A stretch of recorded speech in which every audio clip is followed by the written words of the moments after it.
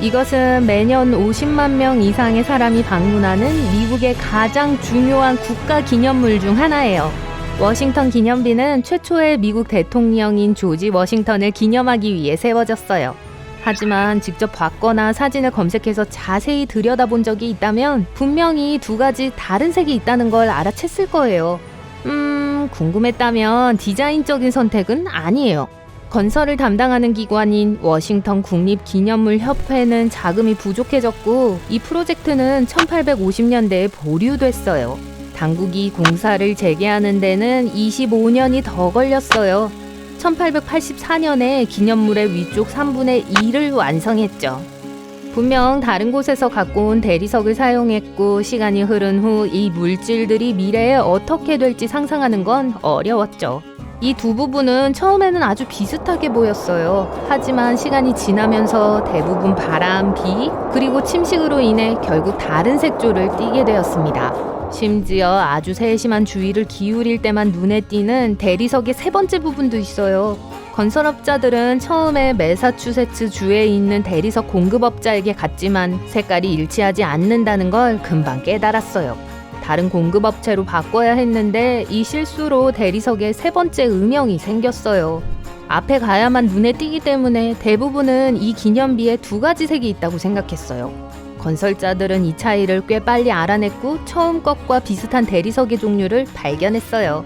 하지만 이 새로운 재료도 결국 대부분의 날씨 조건 때문에 다른 색으로 변했어요. 여러분은 다음 여행지를 찾기 위해 핀터레스트나 인스타그램으로 자유시간을 보내는 걸 좋아하는 사람인가요? 그렇다면 칭퀸테레라는 작은 이탈리아 마을을 놓치지 않으셨겠군요. 사진작가들과 세계 관광 여행자들 사이에서 이곳이 그렇게 인기 있는 이유는 밝게 칠해진 건물들이 수정처럼 투명한 바닷물과 멋진 대조를 이루고 있기 때문이에요. 집들은 녹색에서 노란색 또는 심지어 밝은 분홍색까지 다양한 색이 있어요. 그래서 이곳이 이렇게 인기 있는 게 놀라운 것도 아니죠. 지구에 실존하는 장소라기보다는 그림 같아 보여요.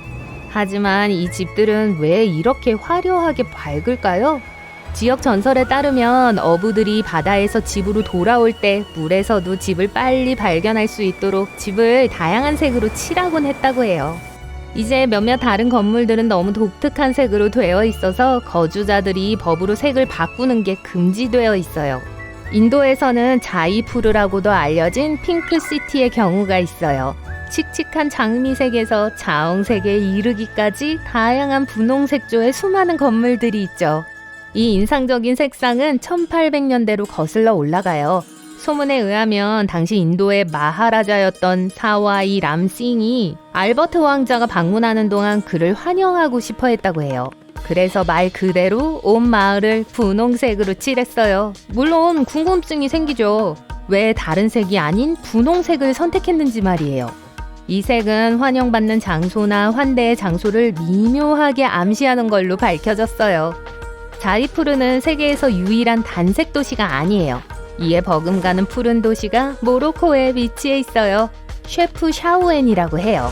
어떤 현지인들은 지중해의 아름다운 색을 상징하기 위해 이 도시가 파란색으로 칠해졌다고 해요. 다른 사람들은 집을 파란색으로 칠하면 더울 때 시원하게 해준다고 생각해요. 심지어 집을 파란색으로 칠하는 게 모기를 쫓는 데 도움이 될 수 있다는 주장도 있어요. 사람들은 이 색깔이 바다의 파도와 닮았다고 믿는데 생각해보면 곤충들에겐 그다지 있고 싶은 곳은 아니죠. 이 건축물은 사랑의 도시에 부인할 수 없는 상징이 되었어요. 아, 에펠탑. 가꾼 바게트 냄새가 나네요. 안 그래요? 에펠탑도 약간의 색채 비밀을 갖고 있는 걸로 나타났어요. 이 유명한 프랑스 기념물은 근래에 밤색으로 칠해져 있어요. 하지만 항상 이런 색이었던 건 아니에요. 그 탑을 세우고 이름도 지어준 엔지니어는 귀스타브 에펠이라고 불리는 사람이었어요. 그는 탑에 사용된 첫 페인트인 아주 밝은 빨간색이 녹으로부터 건물을 보호하는 데 도움이 될 거라고 주장했죠. 샌프란시스코의 금문교처럼요. 하지만 완공 이래 에펠탑엔 황토색, 노란색, 그리고 몇몇 갈색 색조와 같은 많은 다양한 색이 칠해졌었어요. 한때 옴브레 페인트 효과까지 사용했죠. 탑이 하늘에 닿자마자 희미해지는 것처럼 보였어요.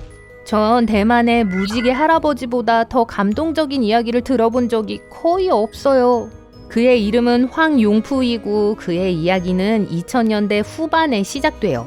그가 공식적인 마지막 거주자였기 때문에 지역 당국은 현대식 아파트 단지를 위한 공간을 마련하기 위해 그의 작은 마을을 막 무너뜨리려던 참이었어요. 슬픔에 대처하기 위해 그는 마을에 있는 집들의 벽에 페인트 칠을 하기 시작했어요. 그는 새, 고양이, 그리고 결국엔 사람을 그리기 시작했어요. 2010년 한 지역 대학생이 이 작은 DIY 프로젝트에 대해 알게 되었고 나머지는 역사가 되었죠. 모금 캠페인의 도움으로 이 작은 마을은 현재 매년 100만 명이 넘는 엄청난 수의 관광객들을 끌어모으고 있어요. 지방당국이 결국 계획을 포기한 게 당연하네요.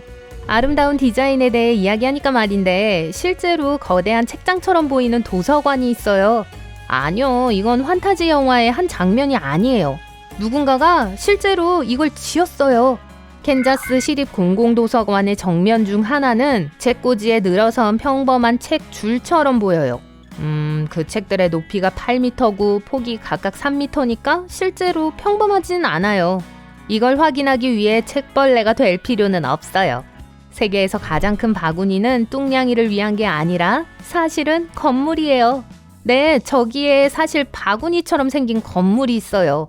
오하이오주 뉴워크에서 찾을 수 있어요. 처음에는 수공예 나무 바구니 생산업체인 미국의 롱가 버거사의 본사 역할을 하기 위해 지어졌었어요. 또한 전문가들 사이에서 모방 건축으로 가장 잘 알려진 사례 중 하나로 유명해요. 그건 건물이 그들의 기능이나 목적을 모방하도록 지어진 시기의 디자인 유형이에요. 건물은 16,700평방미터를 차지해요. 짓는데 약 385억 원이 들었고 1997년에 완공되었어요. 7층에 중앙 아트리움이 있고 또 자연광이 안으로 들어올 수 있게 유리 천장이 있어요. 이 거대한 바구니는 2개의 강철 손잡이로 덮여 있어요. 여기엔 얼지 않도록 하는 발열체가 갖추어져 있어요. 또 이건 바로 아래에 위치한 유리 아트리움을 겨울 동안 떨어질지도 모르는 얼음으로부터 보호해줘요. 독일 다름슈타트에는 1990년대에 지어진 주거용 건물 단지가 있어요. 발트슈피랄레라는 이곳은 멋진 디자인과 함께 이를 뒷받침하는 흥미로운 스토리를 갖고 있어요. 이름은 문자 그대로 숲의 소용돌이로 번역돼요. 이것은 지붕이 녹색이라는 사실과 함께 건물의 계획을 의미할 수 있어요. 하지만 단순히 색깔만 그런 게 아니에요. 이 소용돌이 치는 건물에는 단풍나무와 라임나무가 있는 지붕에 잎이 떡 벌어지는 숲이 있어요. 이 독특한 건축물은 2000년에 완성되었어요. 105개의 아파트와 100개 이상의 창문이 있는데 각각 특정한 모양과 크기를 갖고 있어요. 가장 높은 곳인 12층 건물에는 카페와 바도 있어요. 또 다른 흥미로운 특징이요. 공사의 모든 모서리가 다듬어져 있어요. 만약 여러분이 네덜란드의 로테르담 시를 방문한다면 큐브 집을 놓치지 마세요. 이 독특한 건물들은 도심과 로테르담 블라크 지하철역 근처에 있는 보도교 위인 지상에 있어요. 20세기에 로테르담시가 파손되었어요. 그래서 나중에 새로운 최첨단 건축 양식 설계에 초점을 맞추게 되었죠. 네덜란드 건축가 피트 블룸은 보행자들을 위한 공간을 지상에 남겨두는 기능적인 주택 설계를 시작했어요. 그는 숲과 나무와 같은 단순한 요소들로 이 집에 대한 아이디어를 얻었어요. 각 집은 콘크리트로 만들어졌고 나무줄기처럼 보이도록 디자인된 육각형 기둥 위에 놓여 있어요. 이 각각의 기둥에는 잘 정돈된 생활 공간으로 이어지는 계단이 있어요. 동화에서 막 나온 것 같아 보이는 집의 또 다른 예는 노틸러스 하우스예요. 멕시코시티 근처에 위치해 있어요. 조개 껍데기 같은 모양으로 이것은 바이오 아키텍처의 초기 표현 중 하나예요. 이 독특한 디자인의 배후에 있는 사람은 하비에르 세노사인이에요. 그는 가우디와 프랭크 로이드 라이트의 작품에서 영감을 받았어요. 바이오 아키텍처의 개념은 건물들이 자연에서 발견되는 구조물을 기반으로 건설되어야 한다는 거예요. 또 사람들에게 그들의 지역 역사와 전통을 상기시켜 주어야 하죠. 건축업자들에 따르면 노틸러스 하우스에는 저장 공간이 많지 않다고 해요. 하지만 이 구조물은 내진 설계와 유지 보수가 필요 없는 걸로 알려져 있어요. 빌딩을 장식하고 있는 수백 개의 무지개색 스테인드 글라스 창문들은 말할 것도 없죠.